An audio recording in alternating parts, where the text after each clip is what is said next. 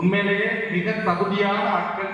சபாபதி சாருக்கு உண்மையிலே என்னுடைய நெஞ்சார்ந்த நன்றிகள். அவங்களுக்கு, அவங்க மனைவிக்கு, அவங்க குடும்பத்துக்கு, இந்த கலைஞர்களை எல்லாம் மேலே ஏற்றி கலைக்கு இப்படி ஒரு அர்ப்பணம், அவங்களோட அர்ப்பணிப்பு எல்லாம் கொடுத்துருக்காங்க.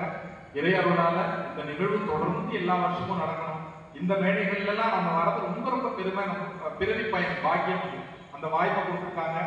செல்வி விசாலாட்சி அவர்களுக்கு கலைஞான ஜோதி விருது கொடுக்கறதுல சில விருதுகள் சில பேருக்கு போறதால இந்த விருதுகளுக்கு பெருமை. இப்படிதான் உண்மையிலேயே அவங்க 3 பேருமே நினைக்கிறேன். அவங்க மேடம் உள்ளூர்லயே இருக்கக்கூடிய குரு இருக்காங்க. அவங்கள நான் கவனிச்சுட்டே இருந்தேன். ஏன்னா ஆடியன்ஸா உட்கார்ந்து பார்க்கறது வேற, நாட்டியம் தெரிஞ்சுட்டு பார்க்கறது வேற. அவங்க அப்படியே உத்து பார்த்துட்டு இருக்காங்க, ஒன்னொன்னா கவனிச்சுட்டு இருக்காங்க. என்ன ரசிக்கிறாங்க, ஏதாவது ஒரு விஷயத்தை அவங்க எடுத்துக்கிறாங்களா, இல்லை எப்படி எப்படி பார்க்கறாங்க அப்படிங்கிறது.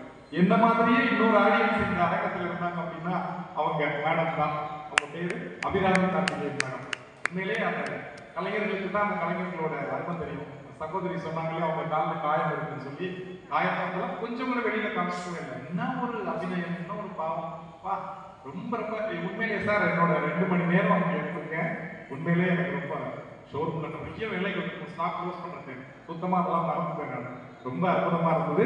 இந்த விருதை நாங்கள் வழங்குவதில் பெருமை அடைகிறோம். இந்த விருதுக்கும் பெருமை.